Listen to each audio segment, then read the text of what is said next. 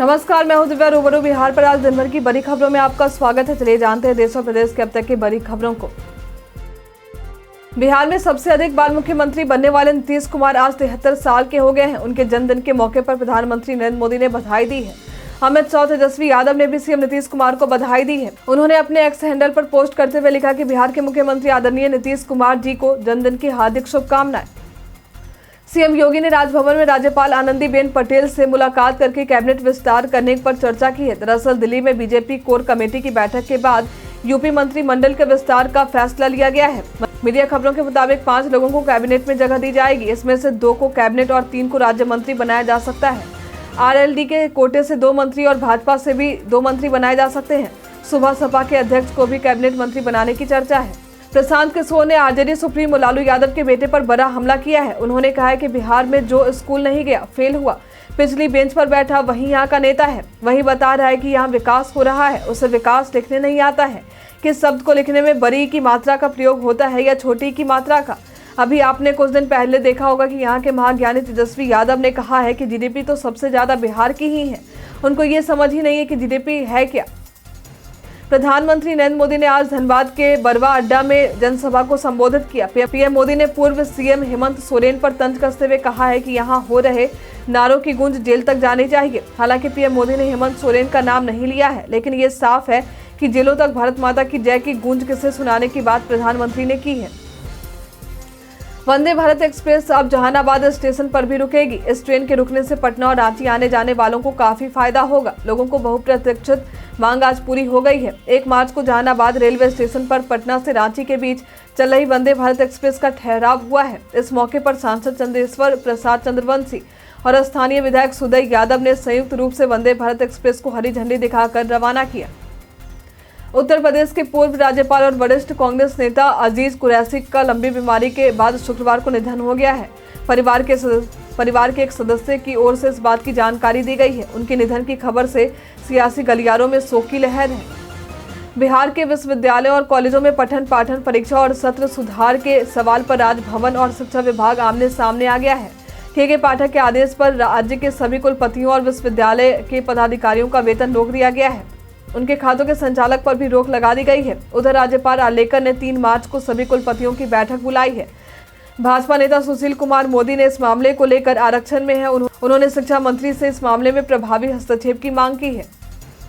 Social media star और stylish चाय वाले डॉली सड़क किनारे टपरी लगाकर चाय बेचते हैं, लेकिन उनकी ख्याति किसी सेलिब्रिटी से कम नहीं है। हैरानी की बात यह है कि डॉली एक कार्यक्रम में अपने हाथों से चाय बनाकर दुनिया के दिग्गज बिजनेसमैन और माइक्रोसॉफ्ट के सह संस्थापक बिल गेट्स को पिलाए और उन्हें पहचान भी नहीं पाए।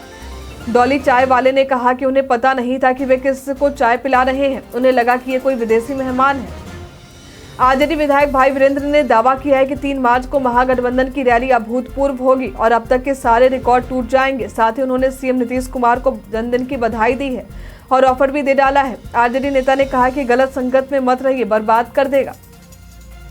नितिन गडकरी ने कहा है कि मुझे दुख होता है कि कुछ लोग मीडिया में मेरे और पीएम मोदी के बीच में झगड़े लगे ऐसी बात कहते रहते हैं। मैं बीजेपी का कार्यकर्ता हूं, संघ का स्वयंसेवक हूं। हमने पार्टी कार्यालय में लिखा है नेशन फर्स्ट और फिर पार्टी, उसके बाद में हमारे बीच कभी कोई विवाद नहीं रहा है। National students union of India के प्रभारी कन्हैया कुमार ने बेरोजगारी को लेकर केंद्र सरकार पर जमकर हमला बोला है। उन्होंने कहा है कि देश में बेरोजगारी के हालात ऐसे हो गए हैं कि हर घंटे 2 नौजवान अपनी जान ले रहे हैं। कन्हैया कुमार ने कहा है कि रूस ने 20 भारतीय नौजवानों को बंधक बनाया है क्योंकि हमारे देश में नौजवानों के लिए मृतकाल चल रहा है। यदि केंद्र सरकार हर साल 2 करोड़ युवाओं को नौकरी देती है तो नौजवानों को विदेश नहीं जाना पड़ता। रजनीकांत से जुड़ा एक वीडियो सोशल मीडिया पर सामने आया है जिसे देखकर हर कोई दंग रह गया है। हमने अक्सर फिल्मी सितारों को बिजनेस क्लास या फिर खुद के प्राइवेट जेट में ट्रैवल करते देखा है, लेकिन शानो शौकत से परे रजनीकांत एक फ्लाइट के इकोनॉमी क्लास में ट्रैवल करते हुए दिखाई दिए हैं। उनका ये वीडियो सोशल मीडिया पर खूब वायरल भी हो रहा। आरजेडी सुप्रीमो लालू प्रसाद यादव की पार्टी को लगातार उनके विधायक झटका दे रहे हैं। 1 मार्च को भभुआ से विधायक भरत बिंद ने पाला बदल लिया और सत्ता पक्ष में जाकर बैठ गए। राष्ट्रीय जनता दल के विधायक भरत बिंद ने सम्राट चौधरी के साथ बिहार विधानसभा पहुंचे, वहां बीजेपी में शामिल हो गए। गूगल ने शुक्रवार 1 मार्च को कहा है कि वो अपनी ऐप स्टोर बिलिंग पॉलिसी को लागू करने जा रही है। इसका मतलब है कि जो कंपनी और उसके ऐप्स गूगल की ऐप बिलिंग पॉलिसी का पालन नहीं करते हैं, उन्हें गूगल प्ले स्टोर से हटाया जा सकता है। टेक की इस दिग्गज कंपनी गूगल ने आगे कहा है कि उनके पास गूगल प्ले स्टोर का उपयोग करने वाले करीब 2 लाख से भी अधिक ऐसे भारतीय डेवलपर्स हैं जो उनकी पॉलिसी का पालन करते हैं, लेकिन 10 भारतीय कंपनियां ऐसी हैं जिन्होंने सर्विस के लिए पेमेंट नहीं करने का विकल्प चुना है।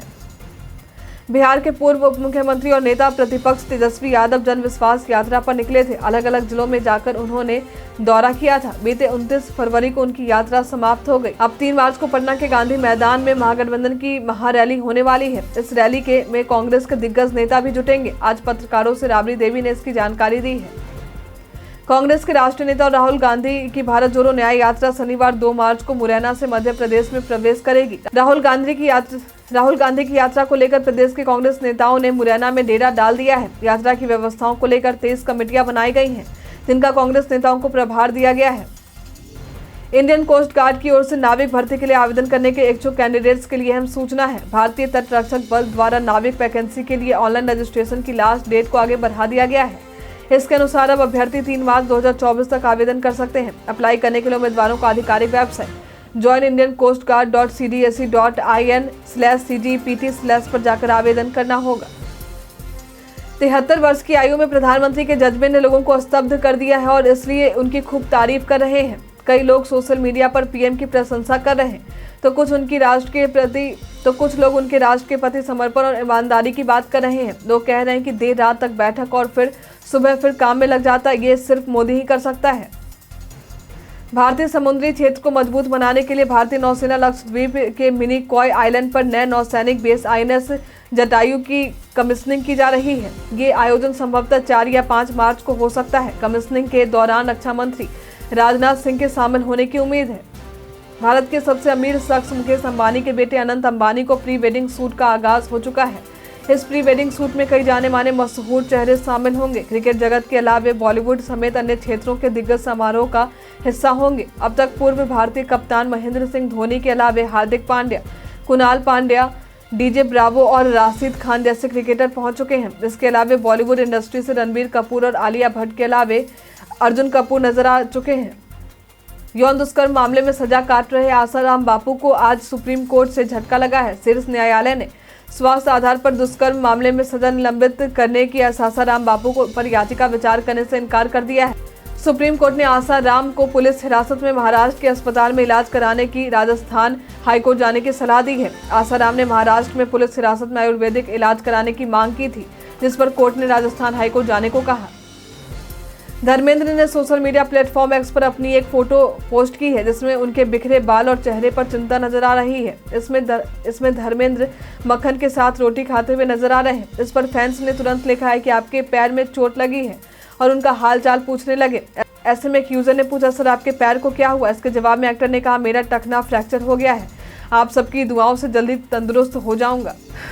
केंद्रीय गृह मंत्री अमित शाह के कार की तस्वीर सोशल मीडिया पर वायरल हो रही है। वजह है कार का मॉडल या कलर या कंपनी नहीं है, बल्कि वजह है गाड़ी का नंबर प्लेट। दरअसल गृह मंत्री अमित शाह एक बैठक में शामिल होने के लिए बीजेपी मुख्यालय पहुंचे थे। उनके ऑफिस पहुंचने के दौरान उनकी गाड़ी की तस्वीरें ले गई। न्यूज एजेंसी ANI ने ये तस्वीरें जैसे ही सोशल मीडिया पर डाली, गाड़ी के नंबर प्लेट ने लोगों का ध्यान अपनी ओर खींच लिया। गाड़ी ने नंबर में CA होने के कारण लोग इस पर रिएक्ट कर रहे हैं। सरकारी तेल कंपनियों इंडियन ऑयल, भारत पेट्रोलियम और हिंदुस्तान पेट्रोलियम ने ये बढ़ोतरी 19 किलो वाले कॉमर्शियल सिलेंडर के दाम में की है। विभिन्न शहरों में 19 किलो वाले कॉमर्शियल LPG सिलेंडर के दाम आज से 25.50 रुपए तक महंगे हो गए हैं, जबकि 14 किलो वाले घरेलू LPG सिलेंडर के भाव में कोई बदलाव नहीं हुआ है। केंद्र सरकार ने शुक्रवार को बताया है कि विभिन्न सामाजिक कल्याण योजनाओं और बुनियादी ढांचा विकास योजनाओं के वित्त पोषण के लिए सभी 28 राज्यों को 1.42 लाख करोड़ रुपए की कर हिस्सेदारी की 2 किस्त जारी करने को मंजूरी दे दी है। केंद्र सरकार की ओर से उपलब्ध कराए गए आंकड़ों के अनुसार पश्चिम बंगाल को 10,692 करोड़ रुपए जारी किए गए हैं, जो इस मामले में उत्तर प्रदेश, बिहार और मध्य प्रदेश के बाद चौथे स्थान पर है।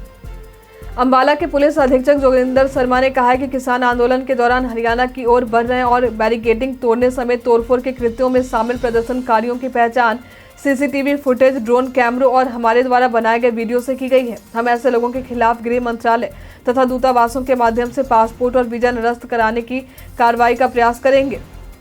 कांग्रेस के पूर्व अध्यक्ष और सांसद राहुल गांधी ने उत्तर प्रदेश में हो रहे अपराध की कुछ घटनाओं का उल्लेख करते हुए योगी और मोदी सरकार पर गंभीर आरोप लगाए हैं। राहुल गांधी ने अपने आरोपों में कहा है कि राज्य में डबल इंजन सरकार जंगल राज की गारंटी है। राहुल गांधी ने सोशल मीडिया मंच एक्स पर पोस्ट की, भाजपा और मोदी मीडिया मिलकर कैसे झूठ का कारोबार कर रहे हैं। उत्तर प्रदेश की कानून व्यवस्था इसकी सबसे बड़ी उदाहरण है। अब पोस्टमार्टम में घबराने की जरूरत नहीं है। डेड बॉडी का पोस्टमार्टम तो होगा, लेकिन उसके लिए सबकी चीर फाड़ नहीं करनी होगी कि डेड बॉडी को सीधे मशीन में डाला जाएगा और बाहर निकाल लिया जाएगा। सबको बिना कोई नुकसान पहुंचाए या काटे पीटे ही मौत की वजह सामने आ जाएगी। प्रधानमंत्री मोदी ने मॉरिशस के प्रधानमंत्री प्रविंद जगन्नाथ के साथ वीडियो कॉन्फ्रेंसिंग के जरिए कई विकास परियोजनाओं का उद्घाटन किया है। मॉरिशस और भारत के रिश्तों का इतिहास दशकों पुराना है। मॉरिशस की आधी आबादी हिंदू है। ऐसे में मॉरिशस भारतीय संस्कृति के लिहाज से भी खास है। दोनों नेताओं ने वीडियो कॉन्फ्रेंसिंग के जरिए मॉरिशस के अगालेक द्वीप में 6 सामुदायिक विकास परियोजनाओं के साथ साथ नई हवाई पट्टी और सेंट जेम्स जेटी का उद्घाटन किया है।